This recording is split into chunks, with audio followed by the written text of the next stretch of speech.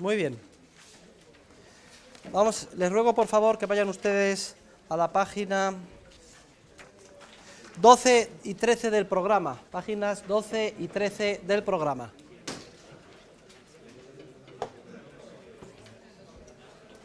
Muy bien. Miren, yo hoy voy a explicar, voy a hacer algunos comentarios breves sobre el tema 15-17, pero voy a explicar los epígrafes que entran en el examen del tema 18. Concretamente, capital y bienes de capital, y el capitalismo es el epígrafe 2 del tema 18 y el epígrafe 14 del tema 18 sobre la propaganda comercial. La semana que viene, ya les he alcanzado a ustedes en las lecturas prácticamente, la semana que viene la vamos a dedicar a la teoría de los precios, es decir, el tema 19 entero y el tema 20. La teoría de los precios, la lectura está en el volumen 1 de lecturas. ¿Lo tiene alguien? Ese libro azul, volumen 1 de lecturas, efectivamente este. Y la lectura es la que se titula Ley Básica de Determinación del Precio, que está en las páginas 99 a 142. Son 43 páginas de las que es autor von Bawerk. Literalmente eso es lo que voy a explicar en clase. Bien, es cierto que con añadidos míos y utilizando el guión de la película Pretty Woman, según prometido. Con lo cual van a entender ustedes perfectamente... ¡Shh! Míreme a mí y no piensen en nada. Sí, todo el mundo mirándome a mí. Concentrad en lo que yo digo. Van a entender perfectamente cómo se determinan los precios en el mercado. Entonces nos quedan 6 clases, contando la de hoy, creo. Entre la de hoy y la semana que viene, que son 2, 3, nos quedarán 3 clases. Las 3 últimas clases del curso las dedicaremos a estudiar los tipos de mercado, es decir, competencia y monopolio, lo que es el tema 21 a 23 en la página 15, sobre todo los epígrafes 1 y 4 del tema 21 y el epígrafe 1 del tema 23 que caen en el examen. Y la última clase la dedicaremos al tema 24 y 25, con lo cual se termina el programa, página 16. Y en esa última clase haremos nuestro juego de simulación con reparto de oferta monetaria. Me traeré mi fajo de billetes y se repartirán en clase. ¿Hay alguna pregunta? Con lo cual vamos a ver íntegramente el programa. El examen, les explicaré exactamente cómo hay que prepararlo el día último de clase. ¿Cuándo es el examen? ¿Lo sabemos ya? Porque me ha dicho mi secretaria que se ha metido en la página de la universidad y todavía no estaba oficialmente.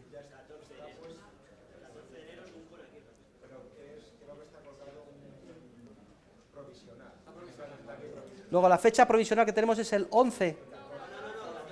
14, ¿qué cae de día de las jueves? Pues por la tarde supongo que será, ¿no? Vale, fenómeno. Pues el jueves 14 será el día de autos, donde será llanto y rechinar de dientes. También para el jueves 14 es la fecha límite para que me entreguen el examen, el trabajo complementario para subir nota, y que es condicio sine qua non para consigan ustedes matrícula de honor. Yo quiero dar todas las matrículas de honor que me permite la Comunidad de Madrid. Y me permite dar una cada 20. Como hay 80 alumnos matriculados, 5 matrículas de honor. Ya saben que solo hay 2 posibilidades de nota en este curso, suspenso y sobresaliente, ya saben, normas Bolonia. Y los que saquen sobresaliente y llegan al trabajo, matrícula de honor. Muy bien, ¿hay alguna pregunta? ¿Alguien tiene alguna duda? Sí. Respecto de la distinción libertad positiva y libertad negativa. Bueno, no sé si es lo que usted quiere decir es libertad como ausencia de coacción y libertad como poder hacer. La que yo entiendo es igual. Sí. Si era entendida como libertad negativa, así lo cogí yo, ausencia de coacción, ¿es posible en esa libertad negativa, o en ese ideal de libertad negativa, de que no exista coacción, o es posible pensar la libertad sin una instancia que fuerza que la libertad se cumpla, o sea, que los sujetos, o sea, pensar que siempre los sujetos van a actuar libre, responsablemente, siguiendo las leyes? La libertad en sentido negativo se interpreta como ausencia de coacción, entendida como violencia física o amenaza de violencia física. Obviamente no se considera como coacción la necesaria para prever los actos de coacción asistemática que surgen en el mercado. Y de hecho, en un proceso de mercado libre, surgen de forma espontánea múltiples soluciones al problema de la prevención, represión y sanción de la coacción asistemática, que es la criminal. La coacción sistemática es la del Estado, que es la más criminal de todas. Bien, eso ya lo dejamos ahí. Hay una nota a pie de página donde explico esto con detalle, que está aquí en Socialismo, Cálculo Económico y Función Empresarial, cuando hablamos del concepto de coacción institucional. Es decir, se define, no le hemos dado todavía, y la respuesta la tiene aquí, porque esto todavía no lo hemos dado, esto lo vamos a dar en el curso que viene. La nota a pie de página 2 de la página 89 del libro de Socialismo. Vale. Muy bien, muy buena pregunta, Rodrigo. ¿Más preguntas? Bien, pues si no hay más preguntas, recuerden que hemos estudiado el meollo del cálculo económico, el puente que conecta el mundo interior subjetivo de las valoraciones ordinales, que no permiten medirse, pero sí compararse unas con otras, con el mundo exterior de los cómputos, y que se hacía posible gracias a dos instituciones históricamente contingentes: la existencia de dinero y la existencia de intercambio voluntario. Y hablamos de que el intercambio era la relación social por excelencia, hablamos de que existían dos tipos de intercambio, intrapersonal e interpersonal, de que había dentro del cambio interpersonal a su vez dos tipos, voluntario o coactivo, que a su vez daban lugar a dos tipos diferentes de sociedades, basada en vínculos contractuales o basada en vínculos hegemónicos, y que el intercambio voluntario podía plasmarse en intercambios que utilizan dinero, eran los llamados cambios indirectos, o aquellos que directamente cambian bienes por bienes o servicios, que son los casos de trueque. En el caso de los intercambios voluntarios que utilizan dinero, se plasman en precios monetarios, que son relaciones históricas de intercambio, que sí que tienen una existencia cuantitativa determinada, que puede ser utilizada por los actores como punto de referencia para planear su acción. Y en eso consiste precisamente el cálculo económico. Muy bien, pues he repasado en un minuto lo que les dije el otro día en clase. El cálculo económico se plasma, se lleva adelante en una sociedad moderna, en las empresas, también en los particulares, a través de la contabilidad. Escribió Goethe que la contabilidad es uno de los descubrimientos más grandes y sutiles de la acción humana, y tenía razón. Lo que pasa es que la contabilidad no fue descubierta, la contabilidad es el resultado de un proceso evolutivo. La contabilidad es el lenguaje de los negocios, the language of business, me explicaban a mí en Stanford, y como todo lenguaje no fue descubierto por nadie.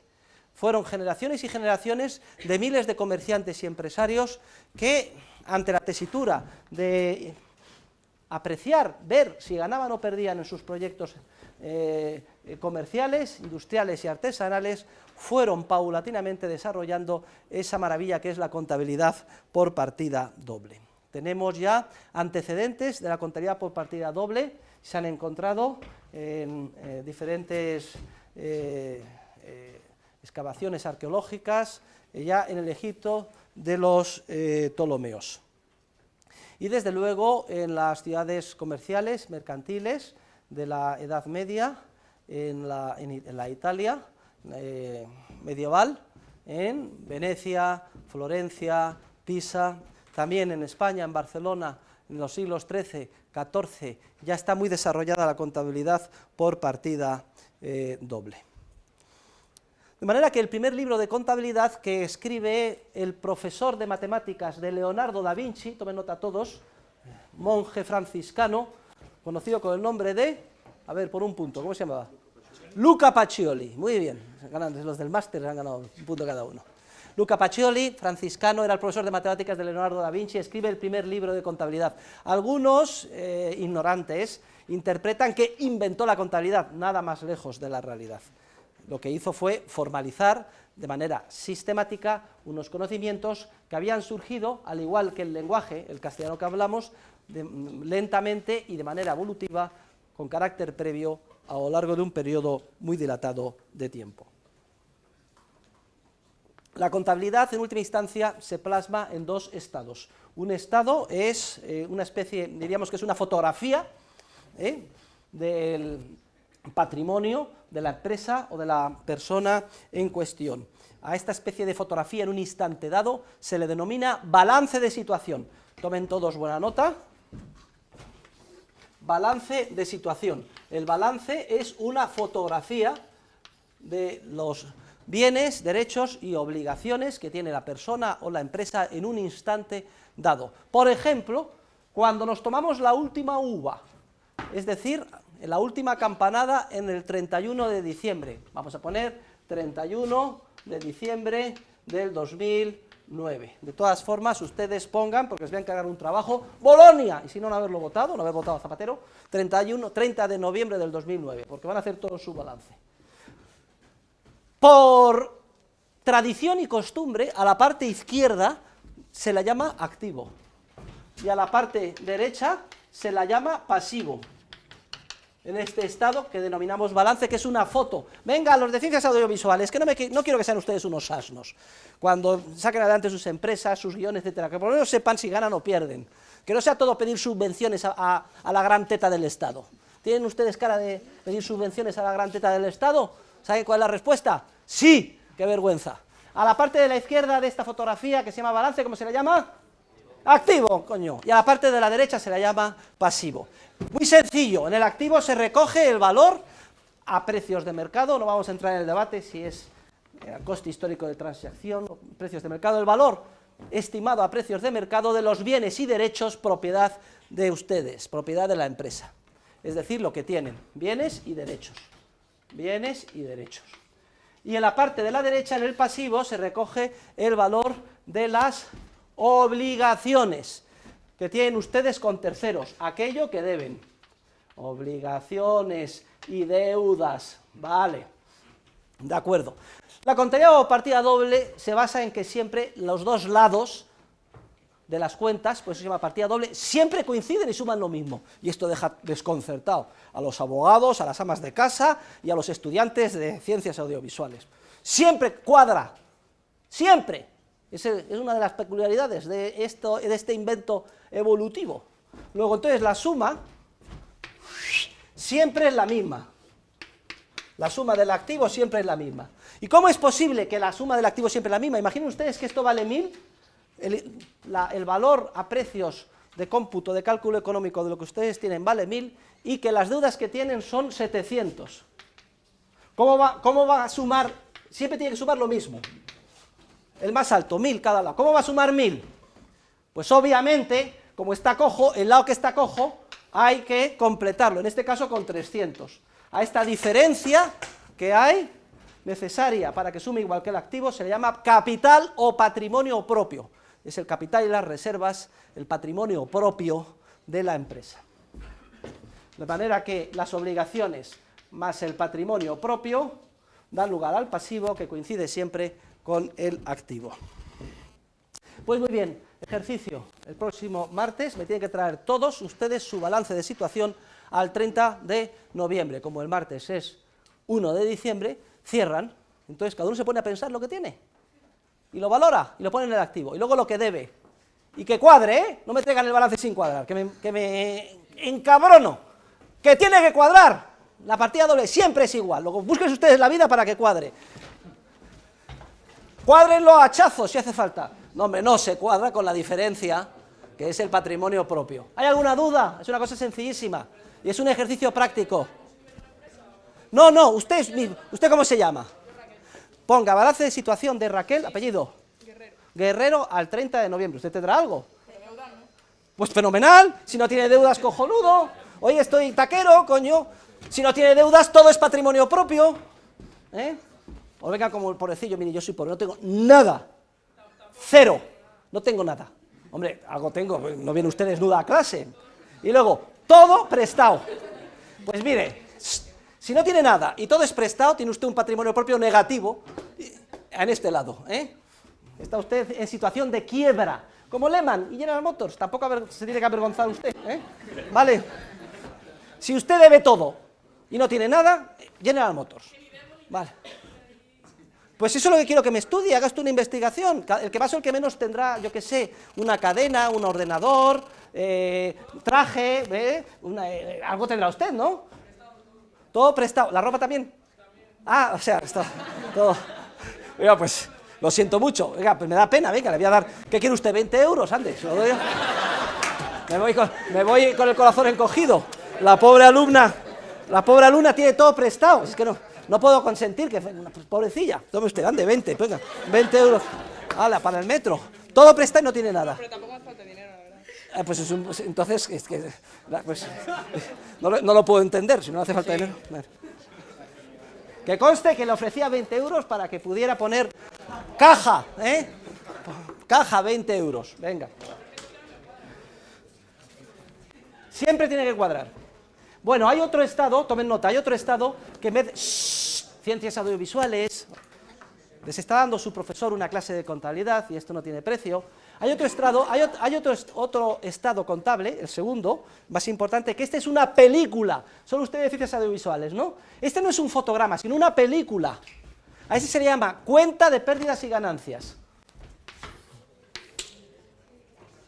Cuenta de pérdidas y ganancias. ¿De acuerdo? La cuenta de pérdidas y ganancias no es en un instante dado, una fotografía, sino que es una película de lo que sucede a lo largo del año, desde el 1 de enero al 31 de diciembre, a lo largo del ejercicio económico. Y en esa película se va cogiendo día a día los ingresos y los gastos que uno tiene. La parte de la izquierda de este estado, por tradición inveterada, se le llama debe. No me pregunten ustedes por qué, pero así es. Si me preguntan por qué, les contestaré por la misma razón que se llama rosa. Este sonido extraño, rosa, significa una flor en castellano. No lo sabemos, evolutivamente así ha sido. La parte de la izquierda debe, y la parte de la derecha se la llama haber. Pues tomen buena nota. En el debe se recogen los gastos, y en el haber se recogen los ingresos. ¿De acuerdo? Por tanto, gastos, lo que me gasto en comer, lo que me gasto en el autobús, lo que me gasto en contratar a la gente. Ingresos, subvención del Estado para hacer la película. Entradas es lo de menos, entradas no tiene prácticamente importancia, y por eso son las subvenciones. Ya se lo van a explicar a ustedes, ¿no? La manera de triunfar en el cine en España. Y así sucesivamente. Y al final tiene que cuadrar, siempre tiene que ser igual el resultado final. ¿Cómo puede ser posible eso?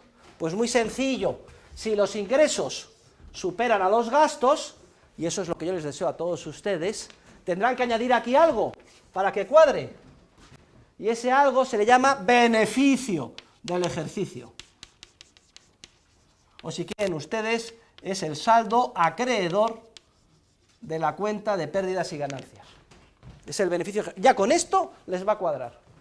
Y si es al revés, los gastos superan a los ingresos, entonces tendrán que añadir algo a los ingresos, y ese algo será la pérdida del ejercicio o el saldo deudor de pérdidas y ganancias. Si no me mire usted, tome nota de todo, que si no se va a acordar. Venga. Por tanto, también háganme su cuenta de pérdidas y ganancias del ejercicio. Quiero saber lo que ha ganado cada uno y lo que se ha gastado. Y si el resultado es beneficio o pérdida. Sí, hombre, sí, no me sean vagos. Marc, que no me sean vagos. Marc es un... Sí, hombre, sí, es una cosa aproximada.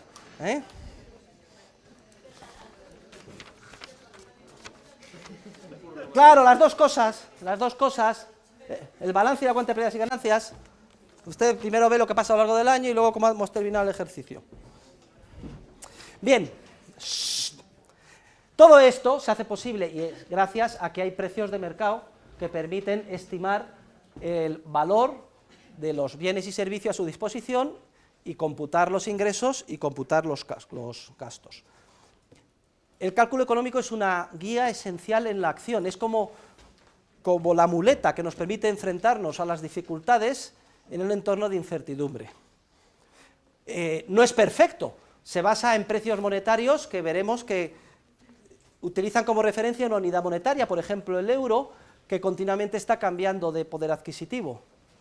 Y además hay una serie de bienes y servicios que están fuera del comercio, se llaman res extra commercium, que no se compran ni se venden, y por tanto no hay precios de mercado y no se puede hacer cálculo económico al respecto. Por ejemplo, el honor, la heroicidad, la honradez. Cuando yo era pequeño iba al colegio y escuchaba una canción que decía el cariño verdadero ni se compra ni se vende, el cariño verdadero, parece que no hay precio por kilo de cariño. No se pueden efectuar cálculos numéricos ni meterlo en la contabilidad, aunque sí que efectuemos acciones, tomemos decisiones, pero tiene que ser resultado de comparaciones directas, no ayudados por el cálculo económico. Pero gracias a Dios la inmensa mayoría de las acciones en las que estamos implicados se ven muy facilitadas gracias a la existencia de precios de mercado y a la posibilidad de utilizar la contabilidad y saber si estamos ganando o si estamos perdiendo con lo que estamos haciendo. El honor, la virtud, la gloria, la salud, la vida, normalmente no son objeto de compra y venta. No existe la esclavitud, sí que existía la esclavitud en Roma y había un precio de mercado para comprar un esclavo. Sí hay precios de mercado para las horas de trabajo, de diferentes tipos, etcétera. Eso permite calcular y saber lo que nos cuesta el personal, etcétera. Muy bien. Y ya han leído ustedes todas las consideraciones de Mises sobre la imposibilidad de efectuar el cálculo económico con la contabilidad nacional y cómo los cálculos de evolución del llamado índice de precios, las medias sobre la evolución del poder adquisitivo de la unidad monetaria carecen de sentido. No me voy a entretener en eso, con esto damos por terminado mis comentarios sobre el cálculo económico. Y esta es, creo que es la última práctica que vamos a hacer en el curso.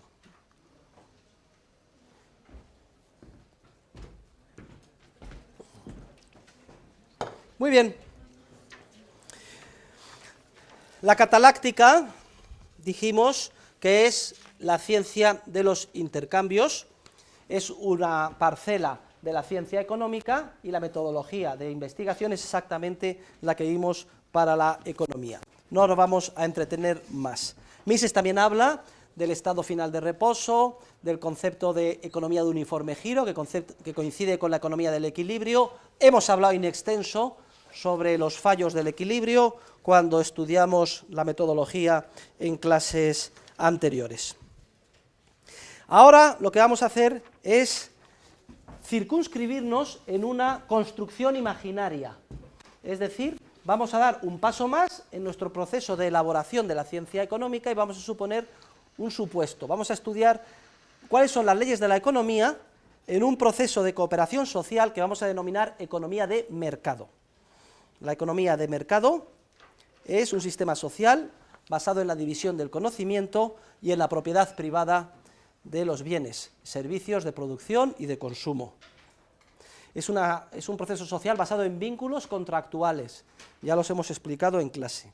Es un proceso social en el que o bien no existe Estado porque no hace falta, o bien el papel del Estado está reducido a la mínima expresión, a prevenir las actuaciones que perturban el proceso pacífico de cooperación social. Y estamos debatiendo, los científicos sociales, si es preciso que haya una agencia monopolista para esto o no. Algunos piensan que un Estado mínimo es preciso, serían los minarquistas.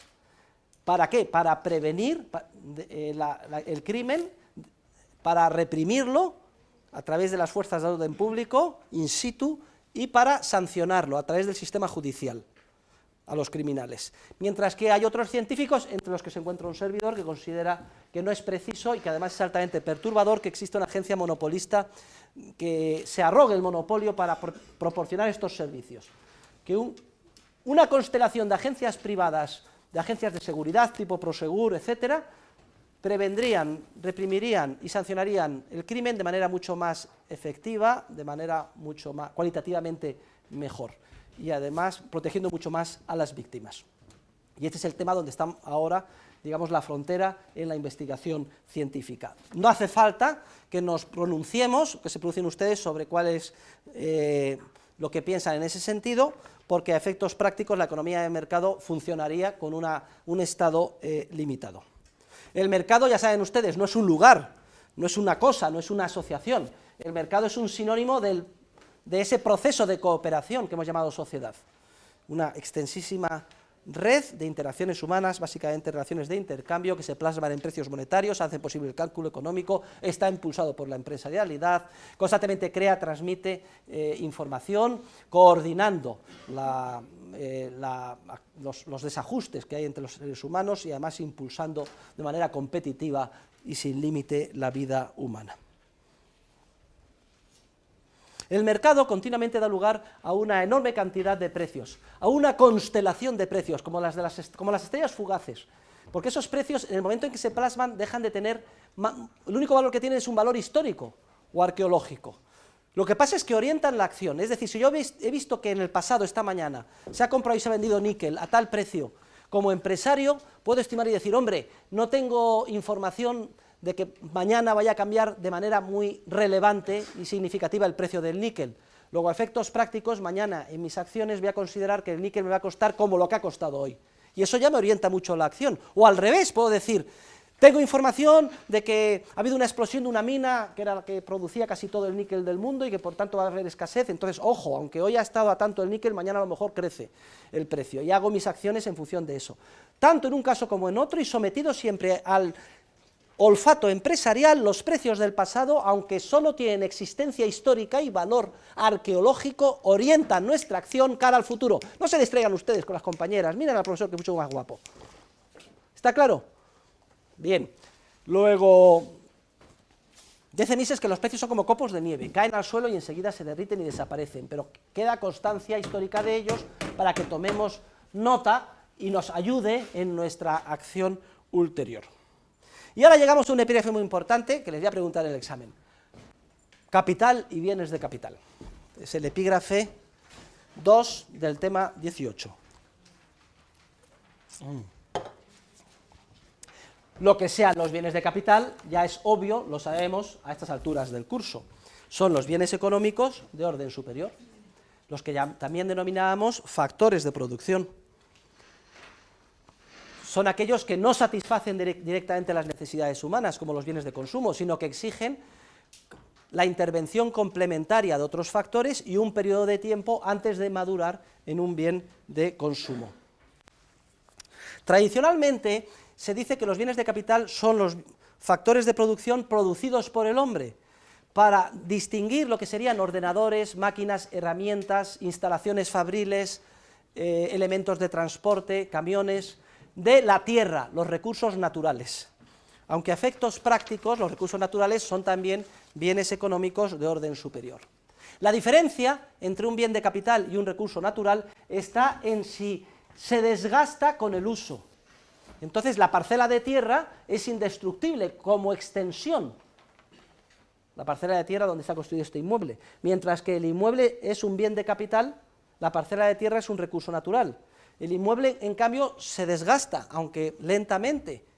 Llamamos depreciación al desgaste del bien de capital, como consecuencia de su uso en el proceso productivo.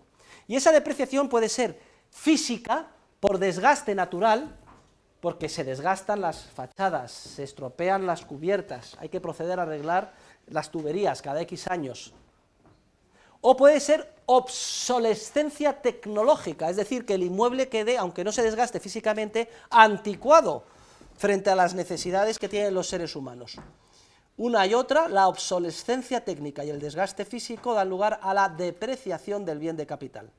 Por contra, el recurso natural no se deprecia, es indestructible, su duración es indefinida.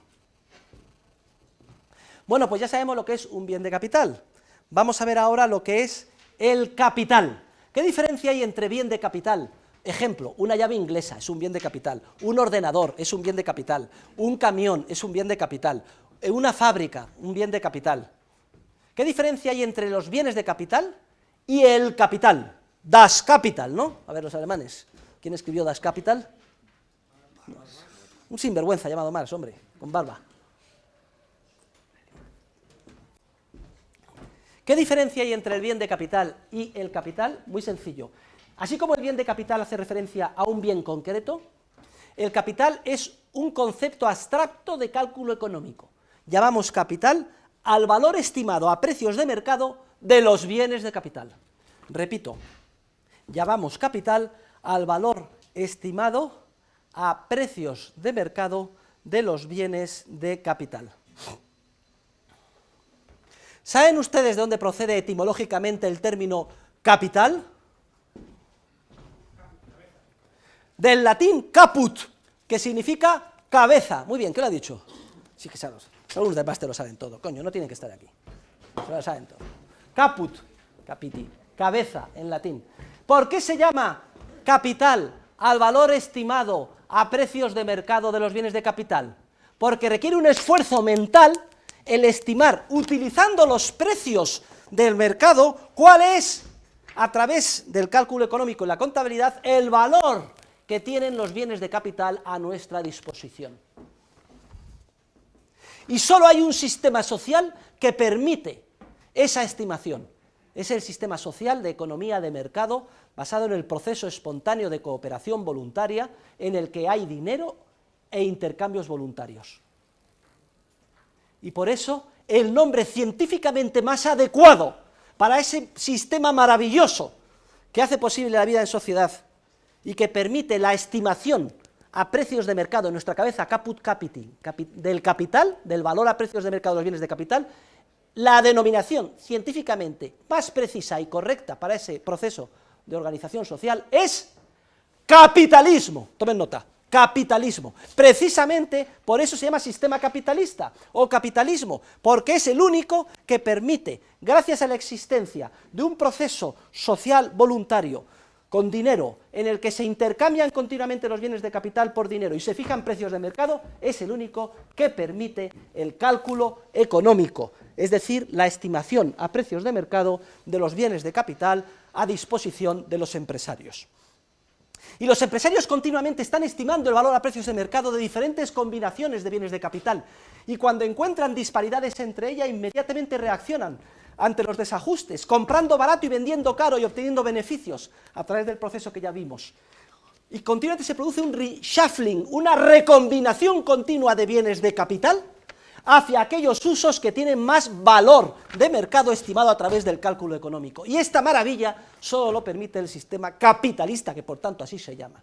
Y quiero insistir en esto, porque ha habido un proceso de corrupción semántica, fruto de las ideologías de izquierdas enemigas de la civilización, que generación tras generación se han empeñado en calificar de capitalista a todo lo malo, perverso, corrupto.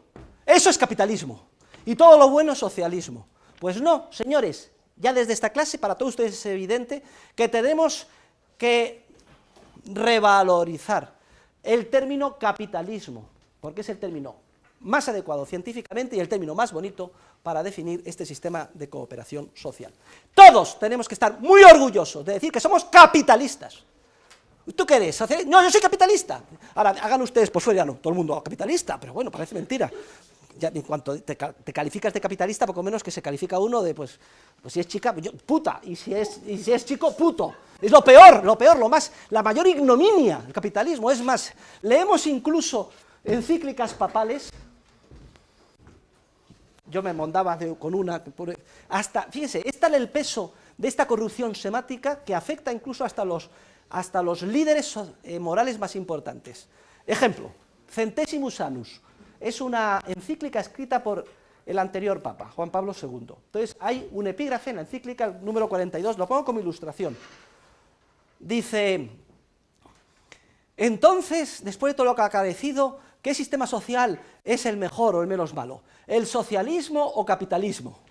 Plantea así la pregunta, y contesta: si por capitalismo se entiende una economía de mercado sometida a los principios generales del derecho, con intercambios voluntarios, movida por el mundo del espíritu empresarial, etcétera, dice, sin duda alguna, el sistema social más moral es el capitalista. Pero inmediatamente añade, no obstante lo anterior, no conviene llamarle capitalismo. Mejor le llamaremos economía de mercado, economía de libre empresa. ¿Y por qué no le vamos a llamar capitalismo? Que acabamos de demostrar que es científicamente el término más adecuado. Iba a decir puto miedo y no lo digo. Porque es políticamente incorrecto. Es tal el proceso de corrupción semántica que se ha convertido en un término políticamente incorrecto. Y a mí lo que me gustaría es que entre todos, pues poco a poco, vayamos arrumbando esta especie de dictadura de lo políticamente correcto y expliquemos que en términos científicos el nombre más adecuado para la economía de mercado es sistema económico capitalista. Bueno, y ahora vamos a terminar este epígrafe con los conceptos de renta bruta, renta neta,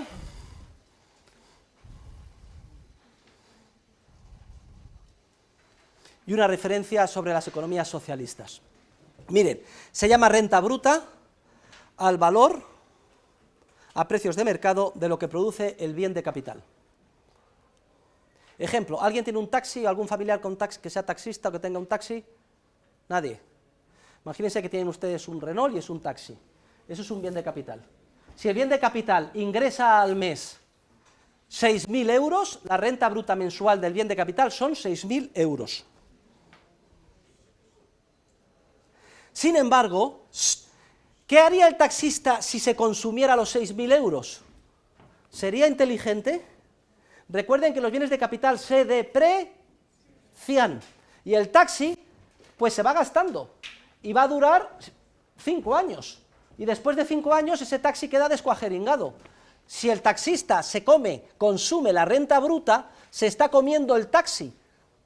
Vivirá muy bien con 6.000 euros al mes, pero pasados 5 años se quedará sin taxi y en la calle, como usted, con lo opuesto. Bueno, es una manera de hablar.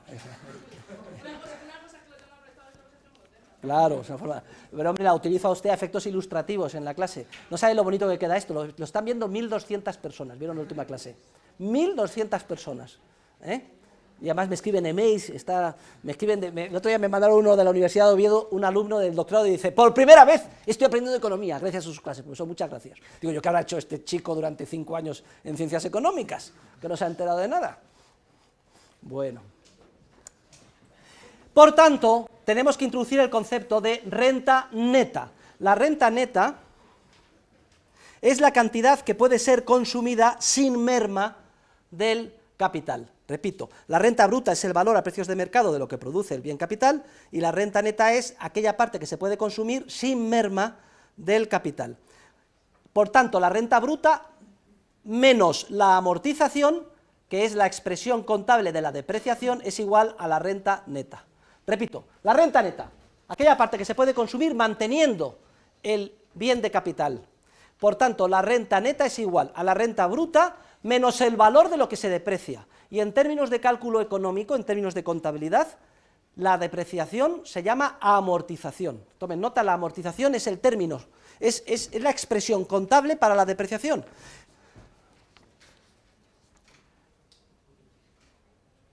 La amortización es la plasmación en términos de contabilidad de la depreciación, que ya saben que puede ser meramente física o por obsolescencia tecnológica. Cuando yo consumo más que mi renta neta, me estoy comiendo el capital. Es como la historia de la cigarra y la hormiga. A corto plazo puedo vivir mejor, pero es que me estoy comiendo el capital. Cuando al revés consumo menos que mi renta neta, estoy ahorrando. Y eso me va a permitir incrementar mi capital, mis bienes de capital y ser más rico el día de mañana. Pero repito, siempre hay que ahorrar como mínimo la expresión contable de la depreciación, que es la amortización, para mantener el nivel de vida intacto y que el capital no desaparezca. Si yo soy taxista y sé que el taxi va a durar 5 años, ¿qué tengo que hacer? De toda la renta bruta, reservar un quinto y guardarlo en un calcetín o en un banco, porque con eso, cuando el taxi desaparezca, tendré dinero suficiente para comprarme otro. ¿Se dan cuenta? Y ustedes tendrán que hacer lo mismo con las máquinas, con las cámaras, con todo el equipo que utilicen en su trabajo en ciencias audiovisuales o como guionistas. Y terminamos. ¿Hay capital en los países comunistas? ¿Existía capital en la Unión Soviética? ¿Existe capital actualmente en Cuba? ¿Hay capital en Corea del Norte? ¿Sí o no? Bueno, vamos a plantear la pregunta previamente un poquito más fácil. ¿Existen bienes de capital en Corea? Es decir, en Corea hay, pregunto, ¿hay instalaciones fabriles? ¿Hay camiones? ¿Hay grúas? ¿Sí o no? Sí, no hay ninguna duda. En los países comunistas hay bienes de capital. Pero, ¿y capital? ¿Qué hemos dicho que es el capital? Hemos dicho que es un concepto abstracto de cálculo económico, es la estimación a precios de mercado libre de los bienes de capital. ¿Existe capital en esos países? No, porque como no hay mercado libre, no se fijan precios de mercado y los empresarios no pueden estimar el valor de su capital. Esa es precisamente la razón de la imposibilidad del socialismo, la imposibilidad del cálculo económico. Actúan a ciegas, no pueden recombinar los factores de producción para conseguir lo que más valoran, incluso admitiendo que lo que debe perseguirse es lo que más valora el dictador de Corea, ¿eh? Están totalmente a ciegas, porque no pueden calcular. Muy bien, y terminamos la clase, vamos a hablar, estoy un poco cachondo, en el sentido académico e intelectual del término. Vamos a hablar de la propaganda comercial. Es el último epígrafe del tema 18.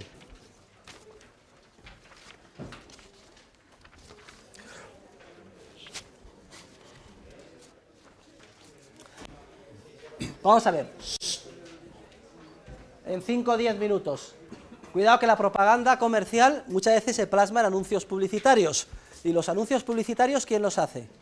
Hace falta un guionista, hace falta un director, hace falta un especialista en ciencias audiovisuales. De hecho, muchos de ustedes a lo mejor se ganan la vida total o parcialmente haciendo pequeños mensajes, pequeñas películas, contando pequeñas historias en el ámbito de la publicidad. Miren, el consumidor no es omnisciente. El consumidor, cualquiera de nosotros como seres humanos, hombres y mujeres, cuando vamos a consumir no somos dioses, no conocemos todas las alternativas que hay y que continuamente está creando es nuevo el mercado, nuevos productos, con nuevas facetas, nuevas características, sutiles diferencias de calidad y de precio. El consumidor necesita información, continuamente necesita que se le proporcione nueva información sobre las alternativas que surgen. Pero no solo eso, necesitamos que nos persuadan, que nos convenzan, que nos den consejo. Bueno, convénzame usted que este producto es el mejor. Y esto que continuamente pasa en el mundo comercial, pasa en todas las acciones humanas. Yo soy pretendiente de una chica, pretendiente, pues quiero que se case conmigo, enamorarla, o como ustedes dirían, llevarla al huerto. Bien, pues la chica tiene muchos pretendientes y le gusta dejarse querer, pero no es omnisciente, necesita que los pretendientes se anuncien, le digan, le envíen mensajes. ¿Cómo se manda un mensaje? Pues yo qué sé, tradicionalmente un ramo de flores, o quieres ¿quieres salir esta noche conmigo? Yo qué sé, cualquiera de los procedimientos que hay, Y además, se dejan querer. Oye, convénceme de que tú eres mejor que fulanito o menganito. Y cada uno por una vía o por otra manifiesta su personalidad y trata de ligarse a la chica. Oiga, nos estamos anunciando continuamente. Y viceversa, las chicas también, Si no, ¿por qué creen ustedes que se ponen tacones? O un perfume de esos que pasan y todo el mundo las miran. Y se pintan, y se ponen guapas. Se están anunciando. Hay unas que se anuncian más que otras. Incluso hay algunas que se anuncian demasiado. Oiga, una minifalda hasta aquí, así, etcétera, pues entonces todo el mundo, no hay que pasarse, hay que ser sutiles. Estamos continuamente, mire cómo se ríe aquí el padre Rodrigo, continuamente lo estamos anunciando, o no lo estamos anunciando. Pues esto es tan viejo como la humanidad, no puede funcionar el proceso social sin este proceso de anunciarse. Y ustedes tendrán que venderse como directores de película. ¿Cómo lo harán? Pues harán un corto, lo pondrán, mira la idea que se me ha ocurrido, nos estamos anunciando continuamente. Y las empresas también. El papel que cumple la publicidad es un papel de transmitir información al consumidor de una manera atractiva. En dar consejo y persuadir al consumidor. Y según el contexto en el que nos movamos, eso determinará que la publicidad o la propaganda sea de un tipo o con unas características o de otro. Vamos a ver, ¿cómo es la propaganda comercial en el ámbito concreto del mundo de los negocios? Bueno, pues es muy fácil. Cojan ustedes y enciendan la televisión y vean los anuncios de los bienes y servicios que se anuncian. ¿Cómo es? Pues la primera característica que la menciona Mises: normalmente la propaganda comercial es chillona, escandalosa y vocinglera. De hecho, los intelectuales de turno, cuando encienden la televisión y ven los anuncios, terminan asqueados. Qué poca sutileza, qué poca cultura. ¿Por qué la propaganda es chillona, escandalosa y vocinglera? Pues básicamente por dos razones. Primero, porque tiene que llamar la atención, y segundo, porque las personas a las que va dirigida la publicidad masivamente no son estos cursis intelectuales elitistas. La inmensa mayoría de las personas que reciben la publicidad son ellas mismas chillonas, escandalosas y vocingleras. Y si vemos uno de esos programas que nos llama la atención, siempre truculentos sobre la vida ajena, ¿cómo los llaman esos programas ustedes? La telebasura. Decimos, es que la telebasura es culpa de los sinvergüenzas, de los propietarios de las televisiones que nos envenenan. No, señores, es que la gente que lo ve es basura. Sí, y si no, no lo verían. Es más, un servidor, les tengo que decir a ustedes, que en su momento me aficioné, tengo que contar yo llegaba a comer muy tarde, a las 3:30, y en mi casa, y había un programa en Telecinco que se llamaba Deleznable, Hay Tomate, que yo me encantaba, es que vamos, me olvidaba de todo viendo lo del Hay Tomate. Quiere decir que un servidor también es un poco basura. Sí, no se rían. Shh. Por eso la publicidad es chillona, escandalosa, vocinglera.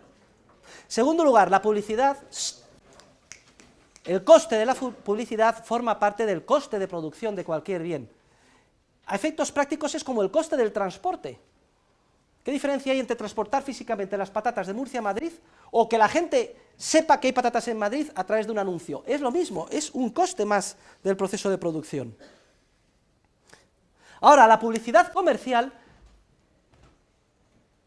tiene también otra característica muy importante, y es que permite la experimentación. Te podrán engañar con un anuncio, pero no la primera vez o la segunda, pero no la tercera o la cuarta. Típico anuncio. A ver, señora, ¿usted qué jabón para lavadoras quiere? Aquí tiene dos, mire, un jabón normal y aquí tiene Ariel. Venga, pues quítese la camisa. Me quito la camisa. Vamos a meter la camisa en el jabón normal. Saca la camisa y la enseña, en el anuncio está toda gris. Ahora vamos a poner la camisa con Ariel, la metemos en... Sacamos reluciente blanco con un brillo. Entonces le dicen, señora, ¿usted cuál quiere? ¿Este o este? Y la señora, que era típica vieja, regordota, gorda, o sea, para que se vean todas las señoras que están viendo el programa, se identifiquen con ella, ¿no? Pues yo quiero Ariel. Ah, ¿que usted quiere Ariel? Pues mire, le cambio su Ariel por 2 botes de este. No, no, yo quiero el mío. No, por 3, no, me llevo mi Ariel. Y se va el Ariel. Y todos vemos el anuncio y estamos convencidos de que Ariel es el recogostio. A comprar Ariel. Vamos al mercado y compramos Ariel. Y entonces lo metemos en nuestra lavadora. Shh. Conectamos la lavadora. Y de pronto ahí se organiza un zipizape. Explota la lavadora, salen toneladas de espuma, inundamos a todos los vecinos, se rompe la ropa. ¿Ustedes creen que a pesar de la campaña publicitaria volveremos a comprar Ariel? No, esa es la tercera característica. La publicidad comercial permite la experimentación. Y fíjense qué peculiaridad tiene. Esto lleva a que solo se tiendan en el mercado a anunciarse los productos buenos. Porque si el producto es malo y gastas en publicidad y luego experimentan los consumidores y no lo compran, la inversión en publicidad es pérdida neta. Luego, la tendencia en el mercado es que solo tienden, la ley de tendencia, aunque no de garantía, pero es de tendencia, a anunciarse los productos buenos, que son los únicos que al venderse permiten recuperar el coste de lo invertido en publicidad. Pero repito, la publicidad en el mercado libre, y esa es la gran maravilla, permite la experimentación. Y que uno, si no le gusta el producto, deje de comprarlo. Por contra, hay una publicidad perversa, malísima, en la que no se puede experimentar y uno puede dejar de comprar. El máximo artífice de esa publicidad fue un señor alemán que se llamaba Goebbels, que inventó la propaganda. Bueno, no la inventó, es más vieja, ya la hacía también Julio César y Pericles, la propaganda política. Señores, la publicidad realmente peligrosa es la publicidad política, la publicidad que no puede experimentarse, la publicidad que se financia con cargo a dinero público. Porque una vez que has cogido y las has votado durante 4 años ya pueden hacer lo que quieran, no puedes tú decir y poner una demanda, oiga, usted no cumplió lo que me prometió o lo que me dijo. Y es paradójico, si de verdad hubiera que controlar, regular y proteger a los ciudadanos de una propaganda, sería de la propaganda política, que debería de estar prohibida. Y sin embargo la propaganda política no está regulada y la que se empeñan los gobernantes en regular continuamente es la propaganda comercial. Y está prohibido anunciar cigarrillos, y si te lo anuncias tienes que poner así de grande. A ver, ¿hay algún fumador en clase? ¿Algún fumador? Nadie fuma en clase. No tiene nadie una cajetilla de tabaco aquí. Saque usted la cajetilla de tabaco y enséñeme lo que dice con crespones negros, un RIP y una cruz negra. Fumar, menos mal que han sido un poco, puede matar, por lo menos no han dicho, fumar le matará a usted. Se suicida, puede matar. Fumar puede reducir el flujo sanguíneo y provoca impotencia. Esto sí que convence a la gente, coño. Provoca impotencia, yo no sabía esto, coño. Venga, tome. Lo siento, oiga, si está usted impotente, no le ven ustedes a este señor un poco así como flácido. Venga, venga, es que fuma, pobrecillo. Fumar provoca impotencia, lo acabamos de leer. ¿Y usted creen que son idiotas? ¿Creen que son idiotas los que hacen las cajetillas de tabaco y por gusto han puesto lo de que produce impotencia? Es que además a la ignominia añaden la burla, le obligan a poner al propio fabricante que su producto produce impotencia, ya no era lo que faltaba. ¿Y esto es una sociedad libre? Tendría que haber, anunciar a Zapatero o a Rajoy produce impotencia, imagínense que, pues, o votar a Zapatero produce impotencia, o a Rajoy.